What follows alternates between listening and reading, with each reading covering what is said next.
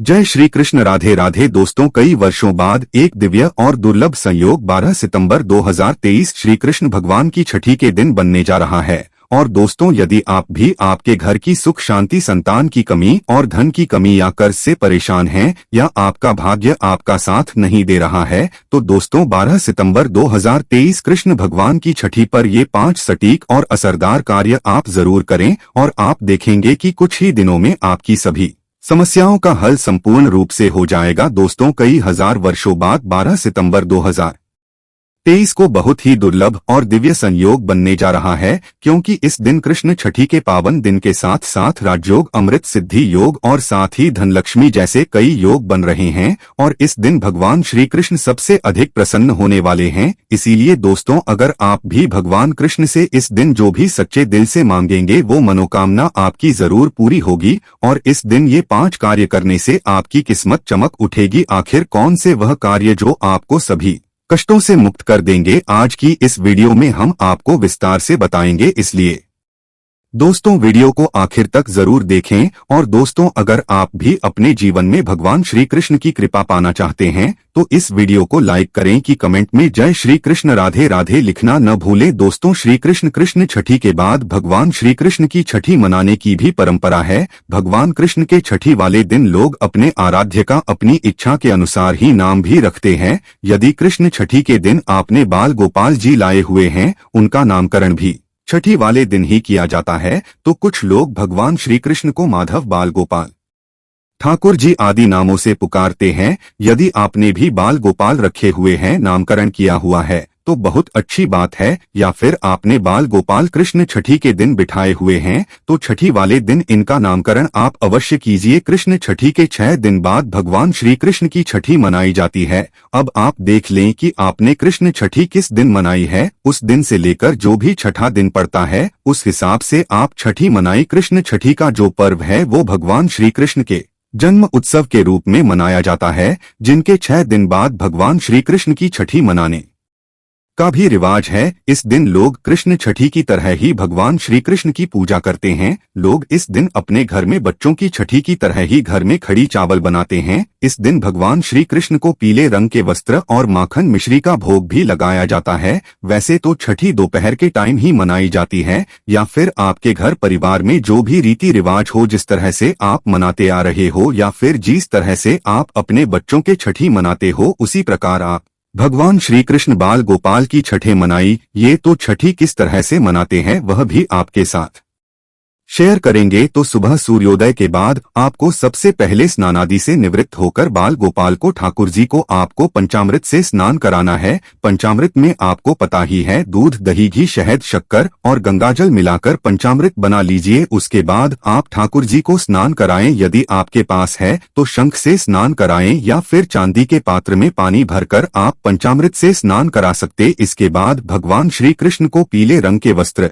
पहनाए और उनका श्रृंगार कीजिए। इसके बाद ठाकुर जी को मिश्री और माखन का भोग अवश्य लगाएं। इस दिन कड़ी चावल बनाने का भी विशेष महत्व है। आप इस दिन कड़ी चावल बनाकर ठाकुर जी को भोग अवश्य लगाएं। और इस दिन यानी कि छठी के दिन ठाकुर जी यदि आपने बिठाए हुए हैं तो उनकी नजर आप अवश्य उतारे। ठाकुर जी को काला टीका जरूर लगाएं। ये उन्हें काजल भी विशेष तौर पर लगाया जाता है। छठी के दिन ऐसी मान्यता है, जो भी अपने घरों में काजल बनाकर कान्हा जी को लगाते हैं और उसके बाद अपने घरों में सभी सदस्यों को लगाते हैं, तो उनको नेत्र संबंधित कोई भी परेशानी है वो नहीं रहती है। इस तरह से आप ये 3 कार्य अवश्य कीजिए। भगवान श्री कृष्ण को कई नामों से भी पुकारा जाता है। यदि आपने ठाकुर जी का नाम रखा हुआ है, श्री कृष्ण का नाम रखा हुआ है, तो बहुत अच्छा है। या फिर आप कृष्ण छठी के दिन या छठी के दिन भी आप उनका नामकरण कर सकते हैं। आपको जो भी नाम पसंद हो वह नाम रख सकते हैं। चाहे तो आप उन्हें माधव, बाल गोपाल, ठाकुर जी भी कह सकते हैं या श्याम भी कह सकते हैं। छठी के मौके पर भगवान कृष्ण को चाबी भी सौंपी जाती है। इस दिन आप भगवान कृष्ण को घर की चाबी सौंप सकते हैं। उसके बाद भगवान से अपने घर में सदैव स्नेह और कृपा के लिए प्रार्थना भी करें। उनसे अपने घर के पालन पोषण के लिए भी प्रार्थना करें। ऐसा करके इस तरह से आप छठी उत्सव मना सकते हैं। छठी उत्सव मनाने से बाल गोपाल की सदैव कृपा दृष्टि है, वह आपके घर पर स्थायी रूप से बनी रहती है। और सदा सदा के लिए बाल गोपाल आपके घर में स्थायी रूप से निवास करते हैं। छठे दिन छठी की जो कथा है उसको सुनने का भी विशेष महत्व है। वहीं दोस्तों, आज हम आपको 5 ऐसी वस्तुओं के बारे में बताने जा रहे हैं जो भगवान गोपाल को अति प्रिय है। अगर आप भी भगवान कृष्ण की असीम कृपा प्राप्त करना चाहते हैं तथा माता लक्ष्मी की कृपा प्राप्त करना चाहते हैं और अपनी मनोकामना को पूर्ण करना चाहते हैं तो कृष्ण छठी के दिन इन वस्तुओं को अपने घर पर अवश्य लेकर आएं। अगर आप इन सभी वस्तुओं को घर में नहीं ला सकते हैं तो कम से कम आप इनमें से कोई भी एक वस्तु घर में अवश्य लेकर आएं और भगवान श्री कृष्ण को यह वस्तु अवश्य अर्पित करें। दोस्तों, नंबर 1 भगवान गोपाल की अति प्रिय वस्तु है मोर पंख। कहा जाता है कि राधा रानी के महल में बहुत मोर हुआ करते थे। जब वह भगवान श्री कृष्ण की बांसुरी की धुन पर नृत्य करते थे तो उनके साथ में मोर भी नाचा करते थे। एक दिन किसी मोर का पंख जमीन पर गिर गया जिसे तुरंत उठाकर भगवान श्री कृष्ण ने अपने मस्तक पर सजा लिया। भगवान कृष्ण के मस्तक पर सजा मोर पंख राधा रानी के प्रेम की निशानी मानी जाती है। इसीलिए भगवान गोपाल के जन्म उत्सव की पूजा में मोर पंखों से उनकी हवा किए जाने का चलन है। इसीलिए कृष्ण छठी पर मोर पंख घर में अवश्य लाना चाहिए। दोस्तों, एक अन्य कथा के अनुसार देवी राधा हर दिन मोर कुटी मंदिर के पास मोरों को दाना देने जाती थी। एक बार जब देवी राधा वहां पहुंची तो वहां पर एक भी मोर नहीं था। राधा रानी उदास हो गई। कान्हा ने देवी राधा को प्रसन्न करने के लिए स्वयं मोर रूप धारण कर लिया और वहां पहुंच गए। राधा रानी कान्हा का यह रूप देखकर बहुत प्रसन्न हुई। दोस्तों, मोर कुटी मंदिर में मोर रूप में आज भी राधा कृष्ण की पूजा होती है। इसीलिए भगवान श्री कृष्ण को प्रसन्न करने के लिए जन्म अष्टमी के पूजन में मोरपंख अवश्य ही शामिल करना चाहिए। हिंदू मान्यताओं के अनुसार घर में मोरपंख का प्रयोग करने से अमंगल टल जाता है। विशेष रूप से कहा जाता है कि मोरपंख से बुरी आत्माएं पास नहीं आती। मोरपंख को भगवान गोपाल ने अपने मुख पर स्थान दिया तथा सम्मान दिया। वास्तु के अनुसार मोर पंख घर से अनेक प्रकार के वास्तु दोष को दूर करता है और मोर पंख सकारात्मक ऊर्जा को अपनी ओर खींचता है। मोर पंख मोर के बाजू से अलग होने के बाद भी जीवित रहता है, तभी तो इसका सकारात्मक असर अपना काम तेजी से करता है। दोस्तों, दूसरी चीज है बांसुरी। भगवान राम की पहचान धनुष तो भगवान गोपाल की बंसी। भगवान गोपाल की मधुर बांसुरी की धुन सुनकर गोपियों उनकी ओर खींची चली आती थी। भगवान गोपाल की बंसी प्रेम और आनंद का प्रतीक है। बाल कृष्ण गोपियों के साथ बंसी बजाकर रास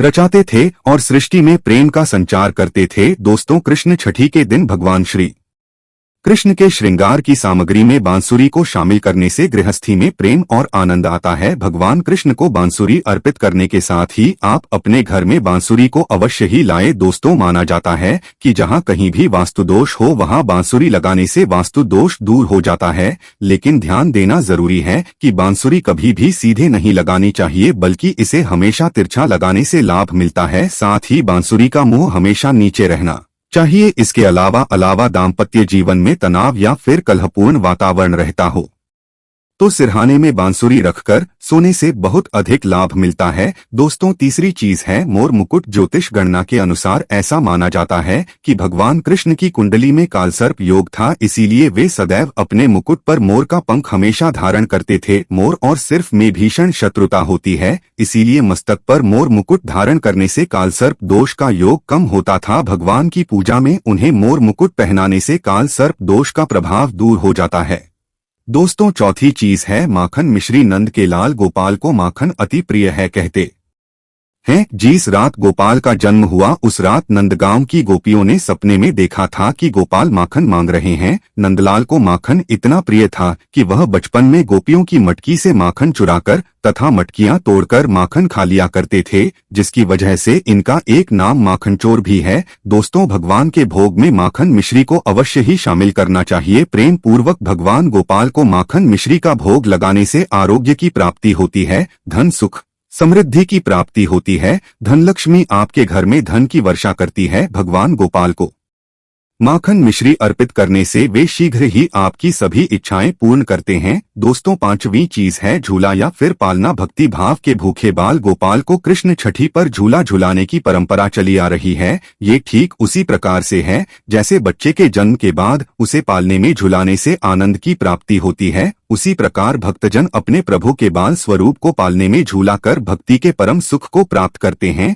दोस्तों, भगवान को झूला या पालना भेंट करने से प्रेम और आनंद की प्राप्ति होती है और एक नारी को भगवान गोपाल की तरह ही एक सुंदर पुत्र की प्राप्ति होती है, जो कि ऐसा बालक भगवान गोपाल की तरह ही मनमोहक होता है, सुंदर होता है, आकर्षण से भरा होता है। दोस्तों, छठी चीज है पीले वस्त्र। भगवान के बाल स्वरूप को पंचामृत से स्नान कराने के पश्चात पीले रंग के नए वस्त्र पहनाए जाते हैं। अगर आप भी इस बार कृष्ण छठी का पर्व मनाने वाले हैं तो आप पूजा की सामग्री में पीले रंग के वस्त्रों को अवश्य ही शामिल करें। पीली चीजें अवश्य शामिल करें। भगवान को पीतांबर वस्त्र अति प्रिय है, यह प्रेम और बैरागी के प्रतीक हैं। दोस्तों, सातवीं चीज है गौ।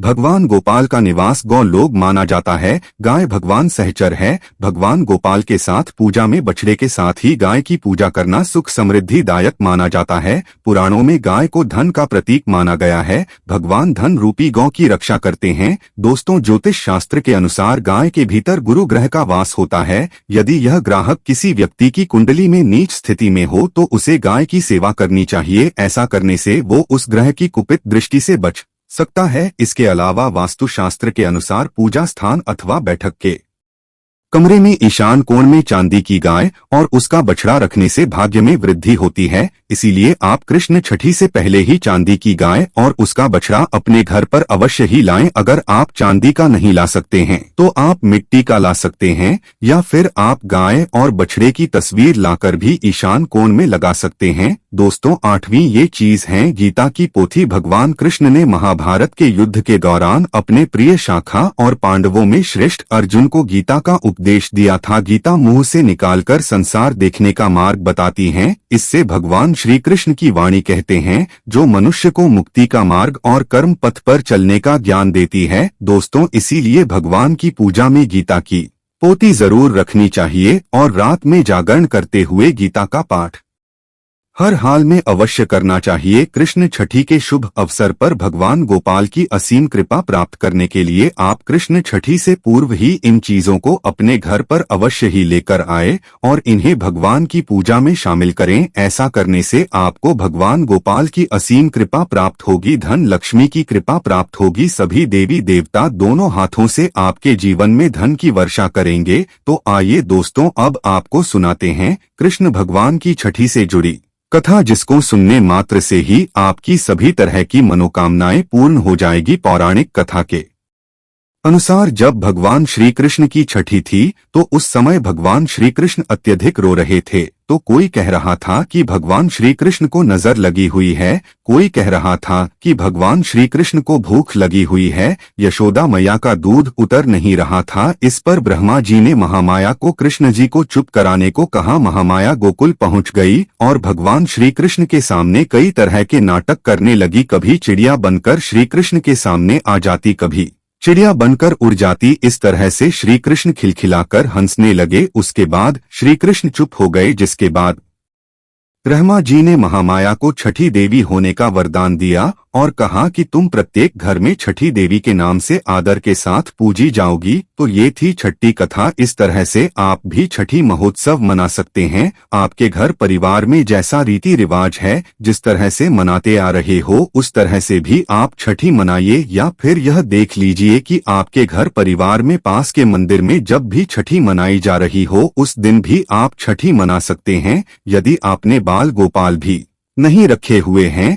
जो भी श्री कृष्ण भगवान की प्रतिमा है, फोटो है, उसके सामने जिस तरह से आप कृष्ण छठी पर पूजन करते हैं, उसी विधि विधान के साथ आप पूजा अर्चना कीजिए और हलवा पूरी खीर जो भी आपने भोग में बनाकर रखा हुआ है, उसी तरह से बाल गोपाल को भोग लगाए। और कान्हा जी की शाम के समय जिस तरह से छठी मनाई जाती है, काजल लगाकर, नजर वगैरह है उतारकर, नजरिया वगैरह बांधकर, उस तरह से मनाए। तो दोस्तों, इस प्रकार कृष्ण छठी की व्रत कथा पूरी हुई। ऐसी मान्यता है कि कृष्ण छठी के दिन कहानी को पढ़ने या सुनने से वृद्धि के सारे पाप धुल जाते हैं, जीवन के हर समस्याओं का समाधान मिलता है, साथ ही भगवान का आशीर्वाद सदैव बना रहता है। इसी के साथ दोस्तों, छठी पूजा के दिन अगर कुछ खास उपाय किए जाएं तो आपका जीवन सफल हो जाता है। इसलिए आपको ये उपाय जरूर करने चाहिए। दोस्तों, कृष्ण जी की छठी के दिन भगवान श्री कृष्ण को चांदी की बांसुरी अर्पित करें। पूजा के बाद इस बांसुरी को तिजोरी या पर्स में रखें। मान्यता है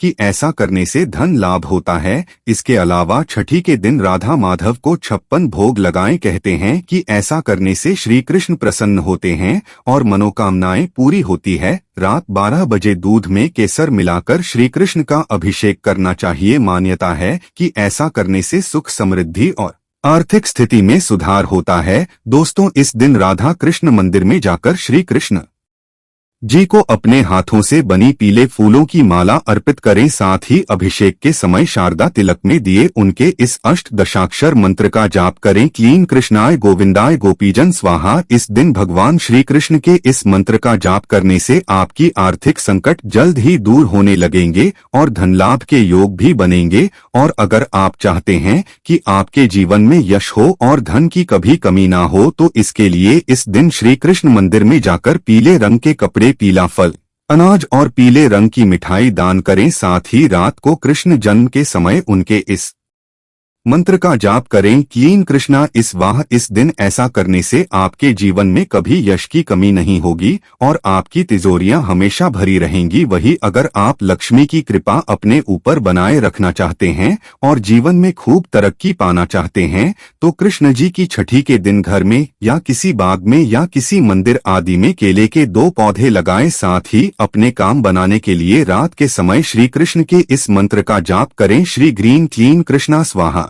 ऐसा करने से आपके ऊपर माता लक्ष्मी की कृपा बनी रहेगी और जीवन में आपकी तरक्की होगी। दोस्तों, अगर आपकी कोई ऐसी इच्छा है जो बहुत दिनों से आपके मन में है और उसे आप जल्द से जल्द पूरा करना चाहते हैं, तो कृष्ण जी की छठी के दिन शंख में जल भरकर बाल गोपाल का अभिषेक करें। साथ ही रात के समय श्री कृष्ण के इस विशेष मंत्र का जाप करें। श्री कृष्णाय गोविंदाय स्वाहा। ऐसा करने से आपके परिवार में सुख, शांति और प्यार बना रहेगा। तो दोस्तों, अगर आप वाकई में भगवान कृष्ण को प्यार करते हैं तो सच्चे दिल से कमेंट बॉक्स में लिखें जय श्री कृष्ण। राधे राधे।